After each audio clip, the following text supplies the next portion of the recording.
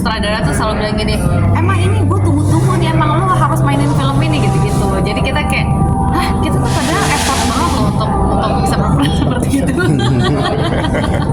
Ya, jadi seru-seruan aja. Iya, seru-seruan sih. Jadi kayak ya dapat pengalaman baru lagi.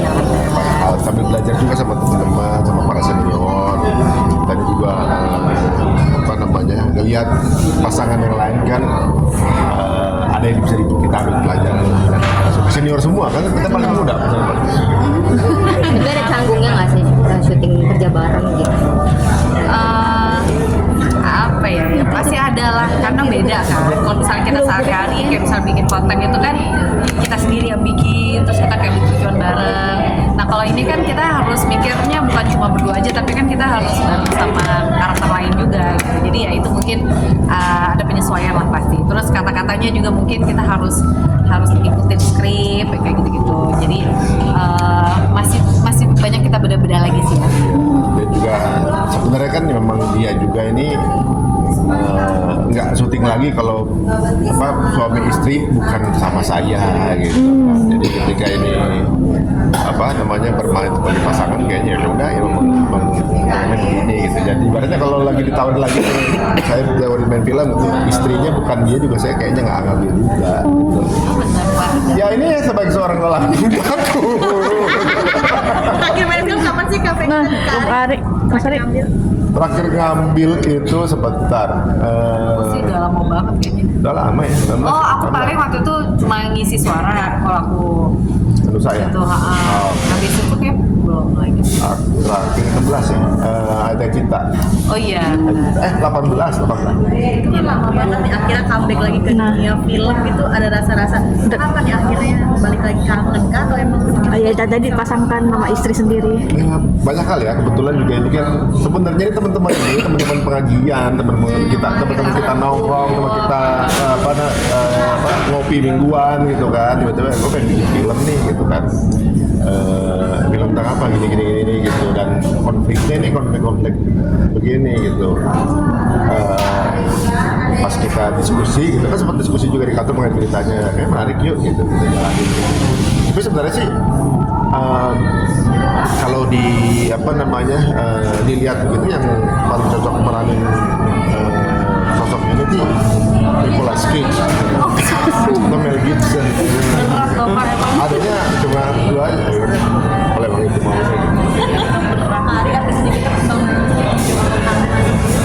saya Januari insyaallah. Jadi itu prosesnya juga alhamdulillah dimudahin sama Allah ya, karena pas kita datang itu benar-benar itu posisi adalah tanah itu belum bisa dibeli. Maksudnya belum bisa udah di booking tapi belum ada biayanya. Jadi kita coba terus kita gabung gitu ya bersama Ceki. Terus di situ kan menariknya gini ya, kalau misalnya kita udah beli tanah dan udah booking, kalau misalnya kita nggak bisa bayar sesuai dengan waktu dan cash semuanya, itu bisa ada masalah hukum. Jadi yang sebagai penjamin itu bisa masuk penjara.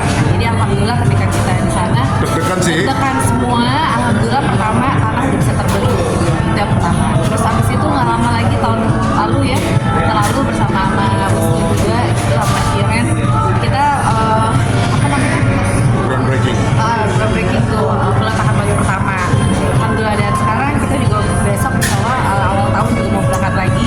Itu juga udah ada perencanaan, udah kayak setengah pembangunan gitu. dan kita pas dihitung itu baru tahu kalau bikin bangunan di Jepang itu wah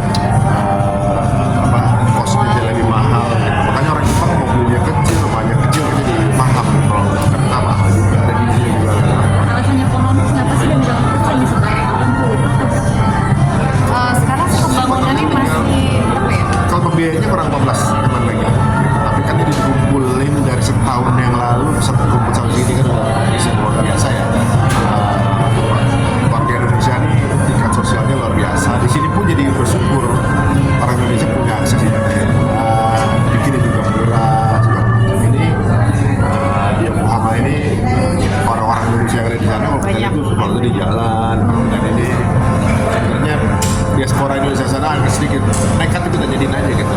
Ternyata udah 100%. Karena sebelumnya di Osaka dipaksain bangun gitu kan. Ada 3 masjid terbesar orang Indonesia. Tapi Yokohama ini baru pertama kalinya. Alasan Yokohama kan? Alasan Yokohama pertama memang banyak warga negara Indonesia di sana dan mereka juga udah generasi kedua ya, karena mereka udah punya anak-anak.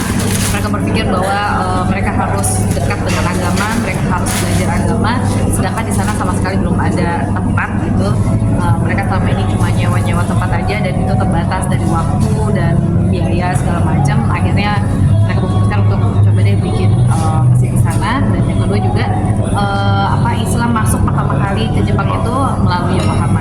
Jadi ya insya Allah dengan kita gerakan pembangunan masjid ini mudah-mudahan juga bisa semakin menyebarkan agama kita gitu ya, Islam di sana, makin banyak orang-orang yang Masjid kita juga, masjid orang Indonesia. Orang Indonesia gitu kenal Islam. Karena menariknya orang-orang Jepang itu kan orang-orang yang pengen tahu ya, pengen belajar, terus mereka itu juga ngulik kenapa sih harus ini, kenapa harus gitu. Dan alhamdulillah kayak kemarin kita juga banyak dengar bahwa dengan adanya pembangunan itu pun mereka semakin kepo gitu, dan akhirnya ada beberapa yang udah jadi follow-up. Itu berarti ide dan sampai ke bawah itu berapa lama sih? Itu kita di September tahun lalu itu from nothing ya, sama lah kita sekarang jadi hampir 40 miliar, sekarang udah kurangnya 15 Masih ada PR, masih setahun bisa segitu sih hebat bener organisasi. Terus menurut saya agak susahnya seperti apa, kesulitan apalagi di Jepang ya? Kesulitannya itu regulasi. Kemudian kalau kita baru punya dana setengah mau bangun belum boleh, harus ada dana full baru kemudian bisa mulai pembangunan. Tapi ini udah bisa dinegosiasikan dan malah cicilan untuk bangun. Dan semoga tahun depan tuh lebarannya bisa berusaha sendiri gitu ya. Dan makin kita ikutan di sini makin kita ngerasa butuh jadi orang Indonesia ya gitu. Kita pernah jalan dekat masjid gitu, semuanya pada tahu oh mana di masjid gitu, ada di mana-mana. Jadi mudah-mudahan ya ini kita semangat juga buat orang Indonesia walaupun belum pernah ke Jepang, siapa tahu tapi amal jariahnya udah nyampe. Ide namanya sudah ada. Masjid As-Solihin. Itu mungkin dari mana pemberian nama sendiri dan apa mungkin pertimbangan? Itu teman diaspora yang ada di Yokohama, warga Indonesia yang ada di sana itu sudah voting ya.